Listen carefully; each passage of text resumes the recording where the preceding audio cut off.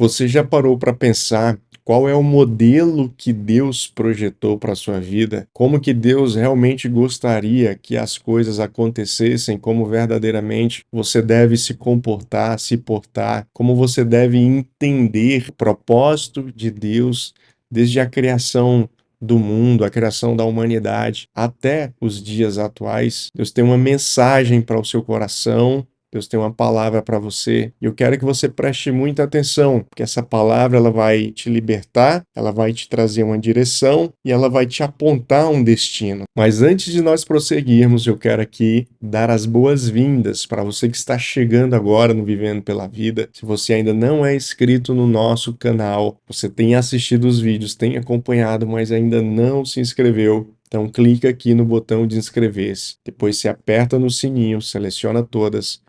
E fazendo isso, você receberá todas as comunicações sempre que tivermos um conteúdo novo. Lembrando também que você nos ajudará fazendo com que o canal ele possa ter mais visibilidade nas redes sociais e mais pessoas também possam beber dessa. Se você estiver ouvindo através de uma plataforma de podcast, também não esqueça de seguir o Vivendo pela Vida para que você fique antenado e conectado conosco. Amém? Hoje eu quero falar um pouquinho com você sobre o propósito de Deus, sobre o propósito da criação, e muitas pessoas podem pensar ou ficarem limitadas, entendendo de que o nosso plano aqui terreno é simplesmente passar, né, tocar as nossas vidas, trabalhar, gerar filhos, construir algo, enfim. Mas eu quero dizer para você que a nossa vida ela tem um significado muito maior.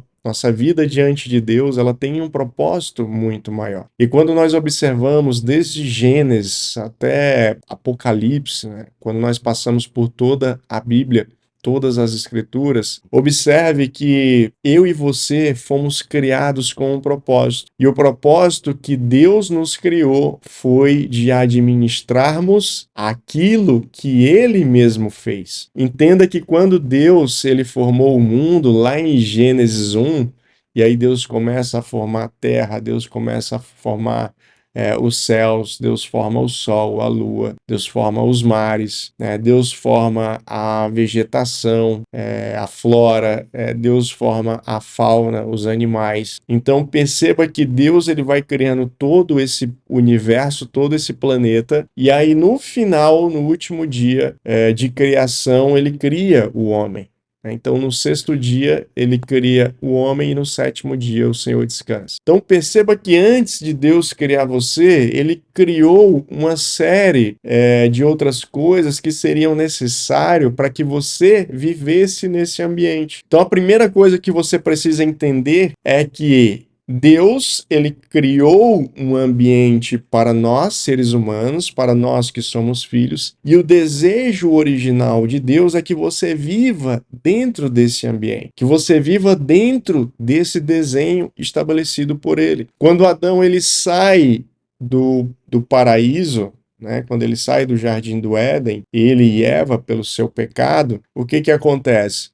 Eles estão saindo do ambiente que Deus projetou. E que ambiente é esse que Deus projetou? É o ambiente onde Deus faz e nós, homens, apenas administramos.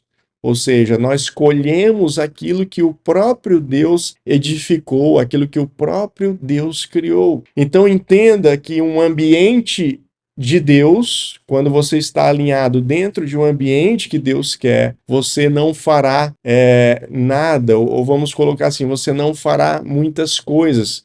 Em que sentido? No sentido de criação. Porque Deus, ele criou, Deus, ele enviou os recursos. Então, o seu papel dentro do ambiente de Deus é o quê? É administrar tudo isso. É por isso que eu falo, o seu papel, obviamente, não é de não fazer nada, mas não é de criar, mas é de administrar as coisas que Deus colocou na sua mão. Eu vejo, às vezes, muitos líderes, pastores, é comum nós ouvirmos isso, talvez na sua igreja você ouça isso também, né?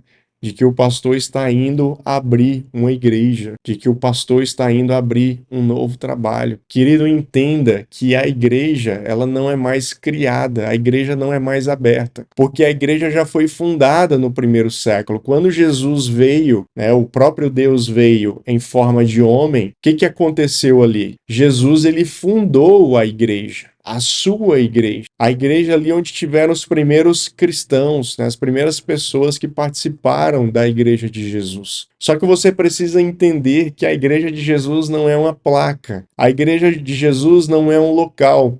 A igreja de Jesus, ela foi colocada como? Ela é apresentada para nós como sendo um corpo. E o que um corpo significa? O corpo significa que ele é um organismo. Ele é um organismo vivo. Ele se movimenta de acordo com a necessidade. Ele se movimenta de acordo com o seu propósito, ele se movimenta de acordo com aquilo que ele precisa. Então, quando Jesus veio para a Terra, ele já criou a igreja. Qual que é o movimento, então, que nós nos encontramos nos dias atuais? Nós estamos participando da expansão da igreja de Jesus. Ou seja, a igreja do Senhor, ela está expandindo, ela está crescendo, ela está se multiplicando. E quando que tudo isso vai acabar? Tudo isso vai acabar quando se cumprir a segunda vinda de Cristo. Quando daí sim ele vier, né, para julgar, para resgatar, arrebatar a sua igreja, enfim, e de fato colocar um ponto final em tudo isso, nessa vida terrena. Então, enquanto Jesus não vem, nós estamos no processo de expansão da igreja. Então, o mais correto seria nós falarmos o que, olha, nós vamos expandir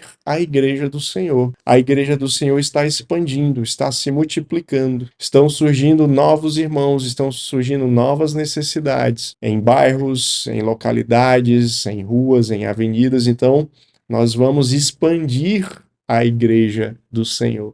Percebe? A igreja não é do homem, a igreja não são dos líderes, a igreja é do Senhor. Ele é o bom pastor, ele é o pastor supremo. Ele quem cuida do seu rebanho, é ele quem dá a direção. E aí talvez você fale assim, poxa, mas você falou aí algumas coisas do Novo Testamento, mas esse modelo do jardim, ele é um modelo lá de Gênesis, é lá da antiga aliança. Deixa eu falar uma coisa para você. Quando nós olhamos lá para o Evangelho de Mateus, onde Jesus diz o seguinte: olhem, né, para os pássaros. Os pássaros, eles não semeiam, os pássaros, eles não plantam, eles não ajuntam, né? No sentido de ajuntar, ou seja, eles não criam colheitas, pássaro não cria colheita. Mas ainda assim, Deus os alimenta todos os dias, ainda assim não falta nada para eles. Entenda que muitas vezes na Bíblia nós somos associados aos pássaros, né? Tem várias passagens que faz essa analogia, né, usa essa metáfora comparando nós, seres humanos, e até às vezes o próprio Deus, né, como pássaro. Deus ele é retratado como uma águia, um grande pássaro, né, mas muitas vezes nós somos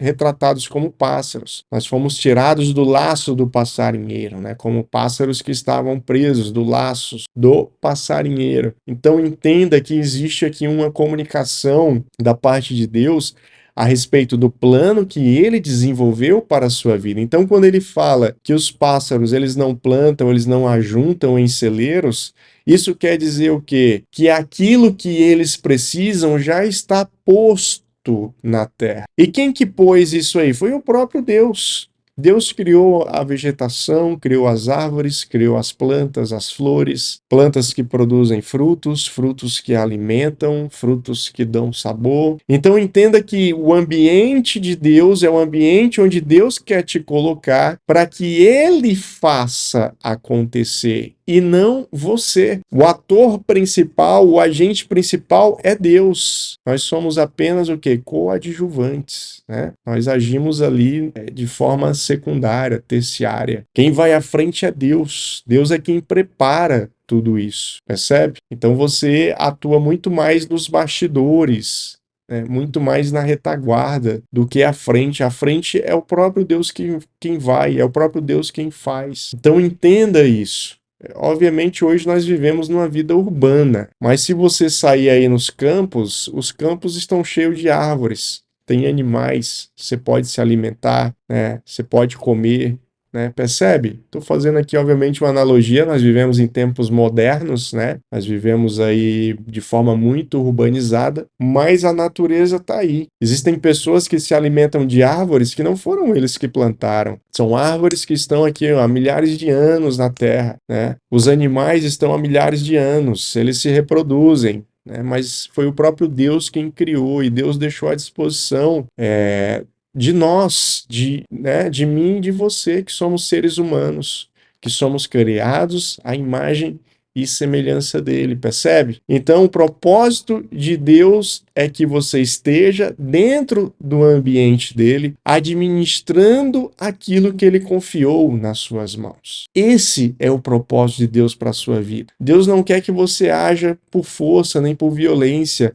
nem com seus próprios recursos, nem usando a sua própria inteligência, né? Deus não quer isso. Deus quer que você siga ele baseado na sua dependência dele, na sua disposição de entregar tudo que você tem, tudo que você é nas mãos dele. Deus quer que você verdadeiramente se lance por completo, não pela metade, não um percentual, mas Deus quer que você realmente coloque a sua vida nas mãos dele, para que ele lhe dirija, para que ele lhe conduza, para que ele lhe leve para o alvo que ele estabeleceu para você. Não é a sua força, não é o seu conhecimento, não é o seu entendimento, não são as técnicas que você aprendeu, e eu acredito que você tenha muitas, né? Acredito que você seja uma pessoa preparada, uma pessoa que faz cursos, uma pessoa experimentada, mas Deus quer que você pegue tudo isso que você tem, tudo isso que você adquiriu, coloque diante dele e fale: Senhor, eis-me aqui, me coloca no teu jardim, faz-se cumprir a tua vontade na minha vida, Pai, e não aquilo que eu quero, mas que verdadeiramente eu possa caminhar com o Senhor, ouvindo o Senhor e obedecendo aquilo que o Senhor tem para a minha vida. Amém? Então entenda que esse é o propósito de Deus para você, que você viva num ambiente estabelecido por Ele, num ambiente de glória, num ambiente de prosperidade, num ambiente onde verdadeiramente as coisas fluem, porque nesse ambiente é Deus quem constrói e não você.